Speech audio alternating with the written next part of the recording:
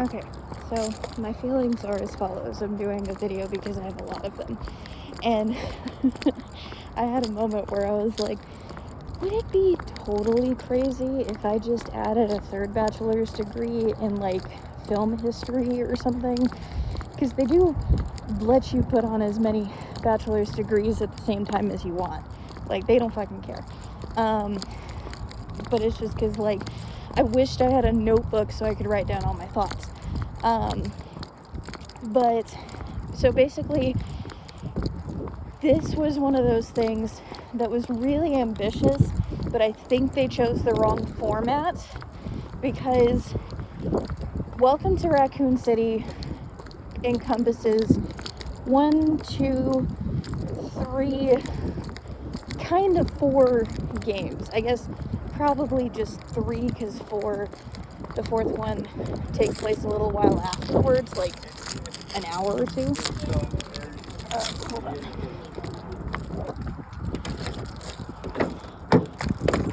But like, I'm gonna say that, and it doesn't even get all of it in, because again, it's 4 games.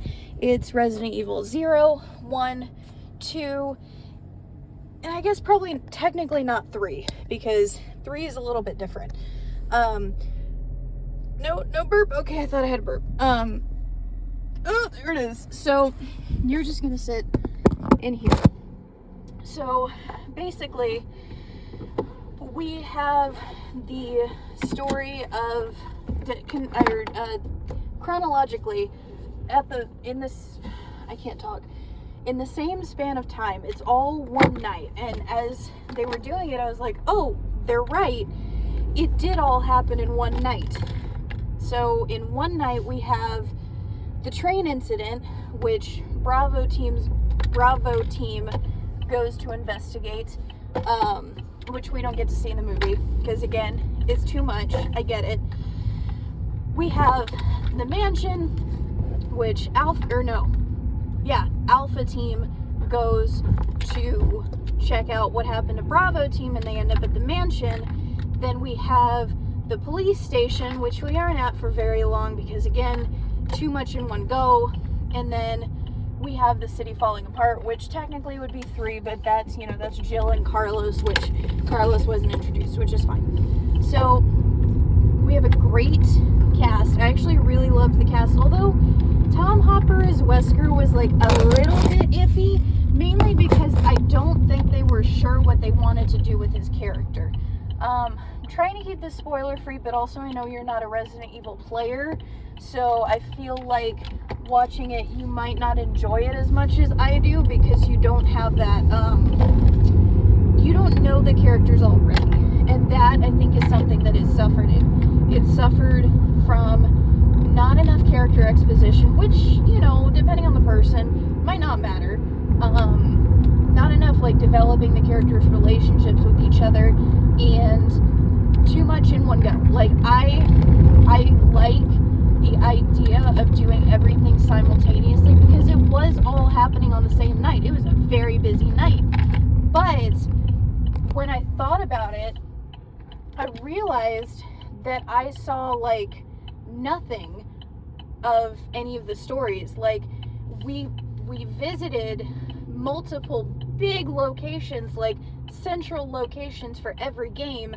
We visited the mansion, we visited the police station, we saw Raccoon City, but we saw so little of all of them. We had like 2 puzzles per place, if that, and they had a lot of missed opportunities. Like, I can tell that they had all these things they wanted to do, but they didn't pick the right format. It should have been like a TV series, or like one of those mini-series that ends up being a really long-ass movie that you sit through and you're like, wait, why have I been sitting here for 6 hours?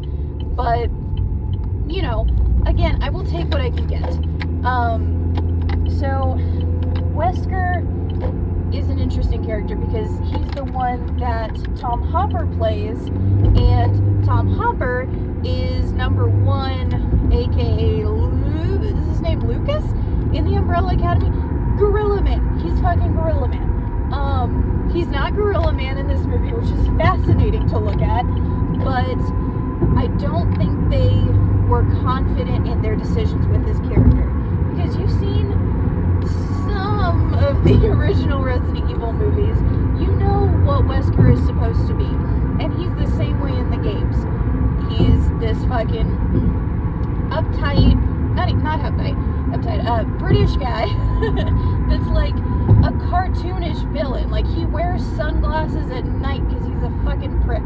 And, you know, he's the real bad guy. Like, or he's, I guess, what you'd call a stand-in for Umbrella as the bad guy. Because he's the arch nemesis, if you will, of the movies and the games. Now, having Tom Hopper as Wesker, I liked the idea because he's just this hometown boy that Jill Valentine has a crush on, which, you know, it wasn't in the games, but I'll allow it. Like, he cute, and it would make the betrayal hurt that much worse. But when it came to the betrayal, he came off as very cowardly and, like, gets a 2-second redemption, which I would have wanted to see him as someone who was playing the nice guy, you know, the secretly soulless person that just surprises you by, like, oh, I have no feelings at all, I'm a piece of shit, like, and so that was, but then again, I thought it was funny that they gave an explanation for the sunglasses at night. You'll see it, you know, later. Jill Valentine, hot. I believe she's the actress from, I want to say not The Expanse. It's one of those space, like, bounty hunter shows. She's gorgeous. She's mixed race. She has, like, kind of chestnutty brown hair and light eyes. Oh, she's so pretty. But they made her not too feminine for my taste, but they made her too emotional for my taste. Like, I don't want her to be, you know, just like the person who's like, I grew up with brothers, so I know how to fight. No, not like that, but like a badass. I want Jill to be a badass. And she can have a thing with fucking Wesker, but I want her to be a stronger character, and I don't think they were confident in doing that for some reason. Leon, of course, my baby, my child, I am going to petition Avon Jogia to give me a Resident Evil 4 movie because I fucking deserve it. Hello. You know, his character in the game, Resident Evil 2, is, because that's where he's at in his career. It's, you know, rookie boy. He's a funny character because he's a fucking failure. He's a failure. But, you know, in the game, he's like Mr. Goody Two-Shoes is why he joined the Force. He's like the girl in Let Us Pray, you know, but the movie kind of strips that away and leans into the, like, idiot failure a little bit too much for my taste. I'm like, look, Leon can kind of, he's a baby, but he's a cute baby. Like, give him that. So if they don't give me a Resident Evil 4 movie, I'm going to throw a one-person riot, okay? Because he deserves it. And again, I didn't get enough of any of these characters because they were so rushed, which I get it, but give me my characters. Like, I know that sometimes with video game movies, there's so much you want to pack in, and the people who are seeing it are probably fans of the video game, so they know the characters, but that's what makes it kind of exclusionary, because people who don't play the video games don't know these people, and they're confused as to what their motivations are. Lisa Trevor, on the other hand, she was a choice. They made a choice, and I still don't know how I feel about it, because I wish Mark could play Resident Evil 1, because at least then you'd know a little bit about the story, but, like, Resident Evil 1, she is this poor child that, along with her mom and dad, was one of the first to be experimented on, and she's this hulking creature that travels through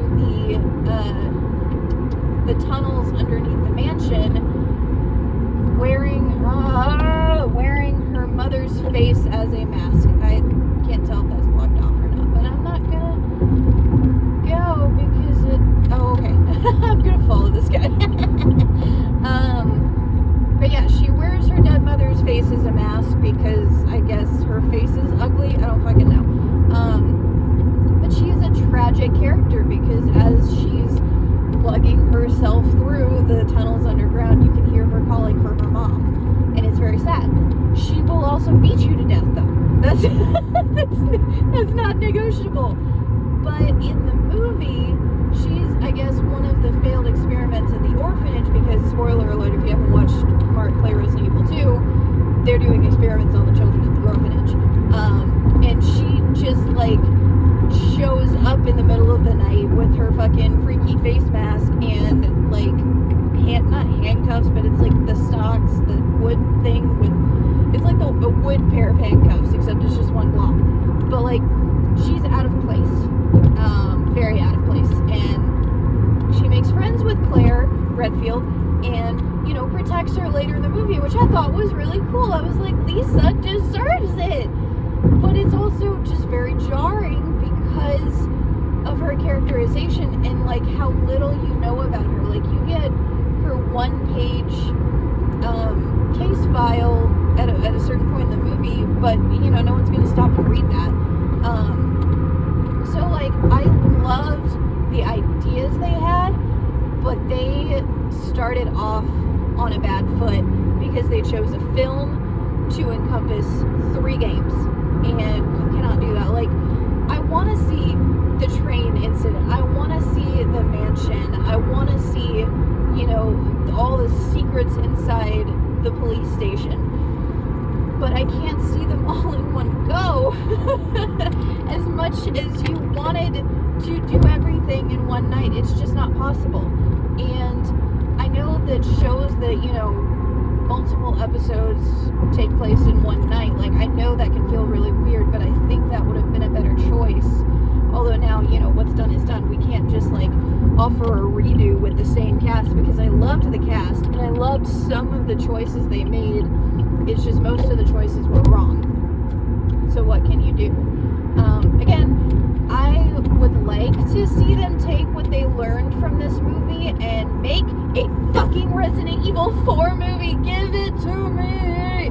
Oh, but what I was saying, give it to me about, at the end of the movie, was that we finally see Ada Wong, the hot lady, and it's in a, you know, it's in a credit scene, and I'm like, okay, so you're acting very confident in the idea that you will get another movie made. Meaning, you better give me my Resident Evil 4 movie, because Resident Evil 3 takes place in, you know, before Raccoon City is destroyed, so that ship has sailed. We're done. No Carlos, it's fine.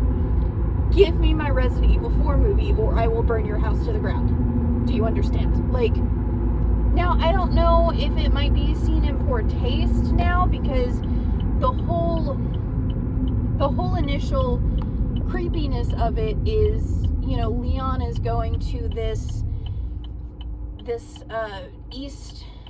Eastern European village, you know, where people have weird customs, and that's what they think the issue is they have weird customs and they kidnap the president's daughter. No.